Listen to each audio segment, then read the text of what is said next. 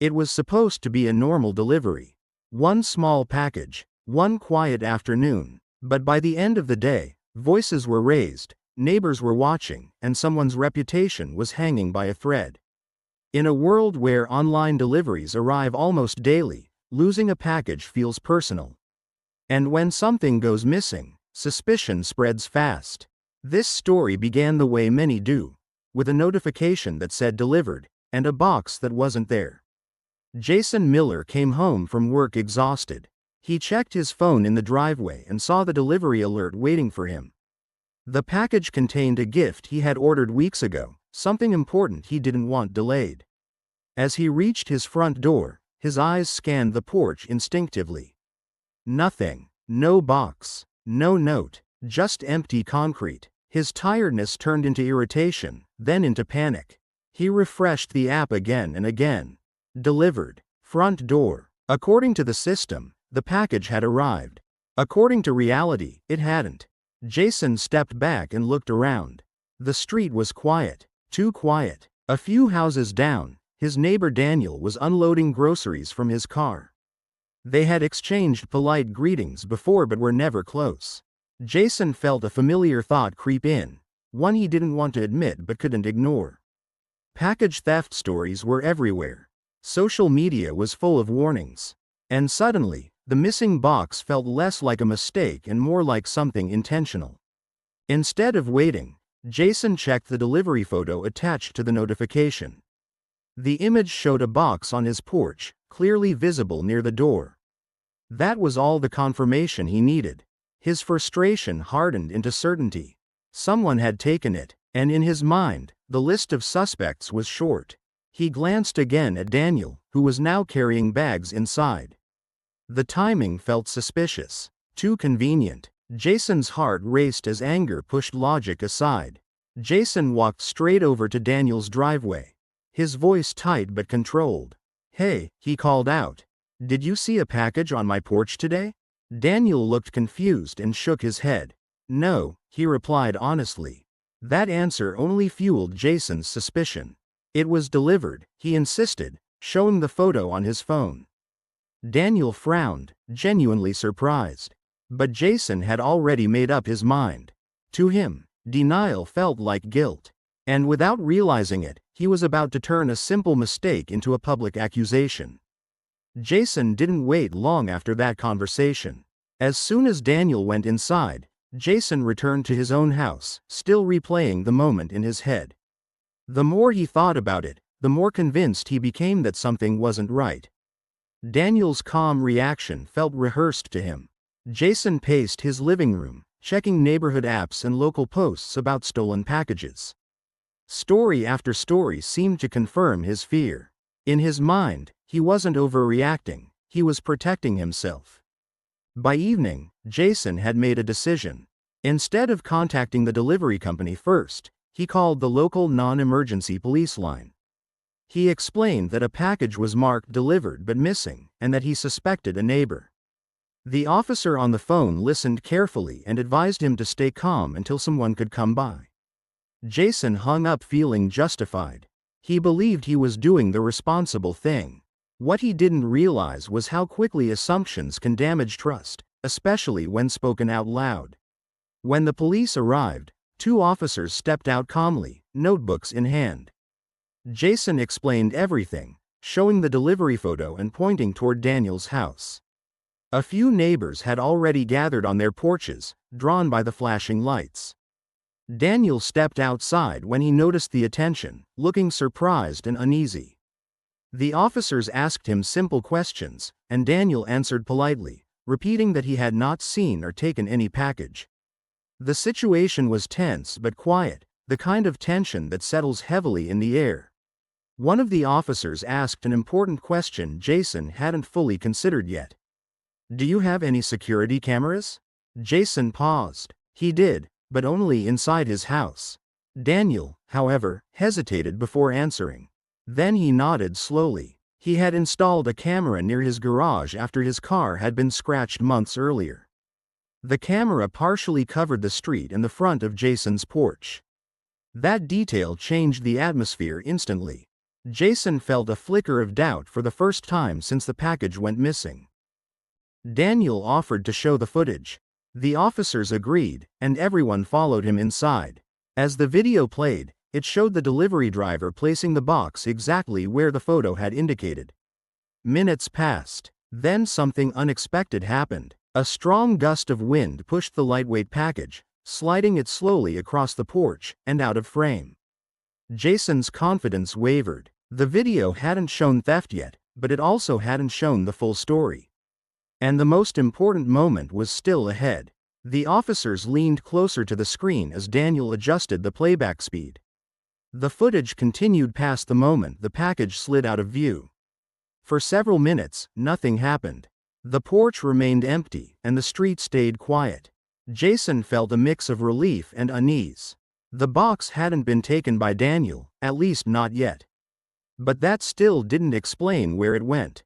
Jason crossed his arms, hoping the video would still somehow prove his suspicion. Instead, it was slowly doing the opposite. Then, nearly 20 minutes later, the camera caught something else. A delivery van from a different company pulled up in front of Jason's house.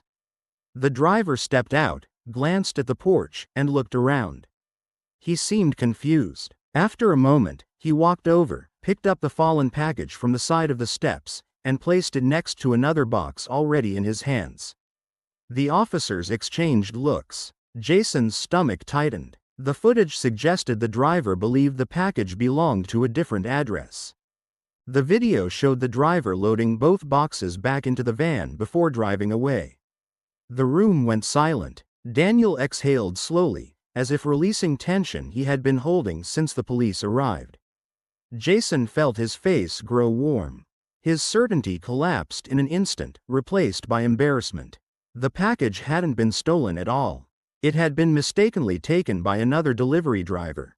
The accusation, the police call, the public attention, all of it had been built on a misunderstanding.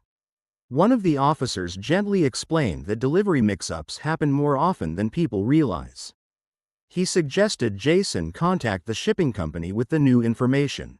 Jason nodded, unable to meet Daniel's eyes. The weight of what he had done pressed down on him. Neighbors outside were still watching, whispering among themselves. Even though no crime had occurred, the damage felt real. A quiet street had been turned into a scene of suspicion, and Jason knew he had played a major role in that. As the officers prepared to leave, Jason finally spoke. He apologized to Daniel, his voice low and sincere. Daniel accepted the apology, though the hurt in his expression hadn't completely faded. Trust, once questioned, doesn't instantly return. Jason stood alone on his porch after everyone left, replaying the day in his mind.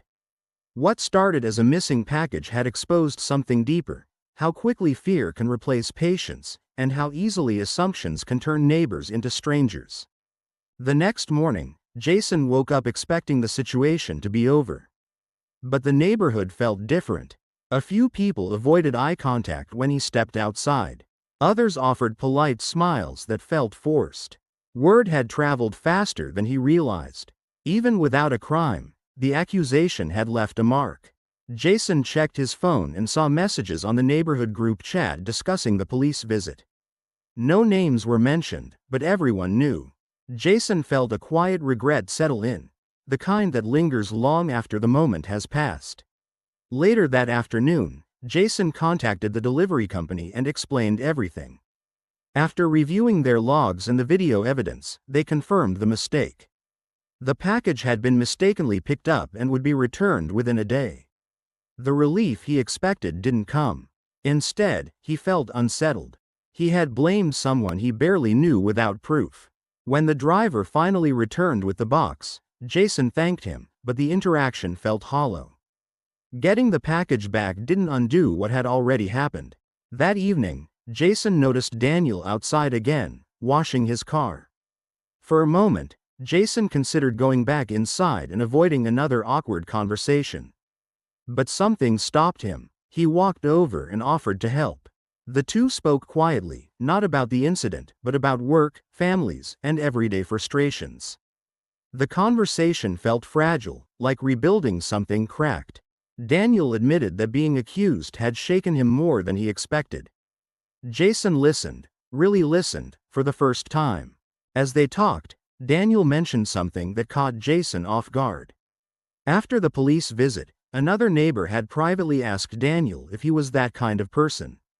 The question stung. It reminded Jason that accusations don't exist in isolation. They ripple outward, affecting how people see one another. Jason realized his fear hadn't just hurt Daniel, it had quietly reinforced suspicion in the entire community. That realization weighed heavier than the missing package ever had. Before heading inside, Jason made a decision. He posted a message in the neighborhood group chat, openly explaining what had happened and taking full responsibility for the misunderstanding. He apologized publicly and clarified that Daniel had done nothing wrong. The responses were mixed at first, but gradually, messages of understanding appeared. It wasn't a perfect fix, but it was a start. And for Jason, it was the first step toward choosing accountability over assumption. The following days passed more calmly than Jason expected. The neighborhood slowly returned to its usual rhythm, but small changes remained. People waved again, conversations felt lighter, yet the memory of the incident lingered beneath the surface. Jason noticed how differently he now interpreted everyday situations. A parked car he didn't recognize no longer triggered suspicion. A package on the wrong porch felt like a simple mistake instead of a threat. The experience had reshaped how he viewed uncertainty, not as danger, but as something to be understood. One afternoon, Jason found a small note taped to his door. It was from Daniel. Inside was a short message thanking him for speaking up publicly and taking responsibility. The note didn't erase the past, but it acknowledged the effort to make things right. Jason stood there longer than necessary, rereading it. He realized how rare it is for people to repair things openly rather than quietly moving on. That small gesture carried more weight than the package itself ever had. That same day, a delivery truck stopped in front of Jason's house again. For a moment, his heart raced out of old habit. Then he laughed at himself. The driver handed him a box, a replacement item sent as an apology from the company. Jason thanked him and carried it inside. Instead of relief or excitement, he felt something steadier, perspective. The missing package had once felt like a crisis. Now it felt like a lesson he hadn't known he needed. That evening, the neighborhood held a small gathering, nothing formal. Just a few chairs, quiet conversations, and shared food. Jason and Daniel found themselves sitting nearby, talking easily. Someone joked about how delivery apps cause more drama than people expect. Laughter followed, breaking a tension that had been invisible but real. In that moment, Jason understood something simple but powerful. Communities aren't built by avoiding mistakes, but by how people respond when mistakes happen. As the night ended and people drifted back to their homes, Jason looked down the quiet street. The porch lights glowed softly, packages sat undisturbed, and the world felt calm again. What began as a missing box had revealed how quickly fear can distort judgment, and how honesty can repair it. Jason knew he would never forget that day. Not because of what he lost, but because of what he learned. Patience is often the difference between conflict and connection. Weeks later, Jason barely thought about the missing package, until another neighbor knocked on his door. Holding a box that clearly wasn't theirs. The moment felt strangely familiar. Jason smiled, thanked them, and took the package back to its rightful home. As he walked, he realized how differently he was reacting now. There was no rush, no suspicion, no tension. Just a quiet understanding that mistakes happen, and most problems don't need confrontation to be solved. That evening, Jason noticed Daniel helping an elderly neighbor carry groceries inside. The scene felt ordinary, yet meaningful. Jason remembered how quickly he had judged someone he barely knew. Watching Daniel now, he felt grateful that the situation hadn't ended differently. Trust, once questioned, can be repaired, but only when people choose humility over pride. Jason knew that if the camera footage hadn't existed, the outcome might have been very different. Later that night, Jason scrolled through old posts on the neighborhood app and saw new discussions about missing packages, complaints, and misunderstandings. Instead of adding fear to the conversation, he shared advice, encouraging patience, communication, and verification before blame. Some neighbors responded positively, others stayed silent, but Jason didn't need validation anymore. He had learned that being right matters less than being fair. As days turned into routine again, the incident faded into memory. But its lesson remained. Jason became more observant, more careful with assumptions. The quiet street felt safer, not because theft had disappeared, but because understanding had grown. Small choices, he realized, shape the tone of entire communities. One accusation can divide people, but one honest correction can begin to heal them. Sometimes, it isn't the missing package that matters most, it's what we deliver to each other in moments of doubt. Trust, patience, accountability. Jason closed his front door that night feeling lighter than he had in weeks. The box was never the real story. The real story was how quickly fear spoke, and how powerful it felt when understanding finally answered back.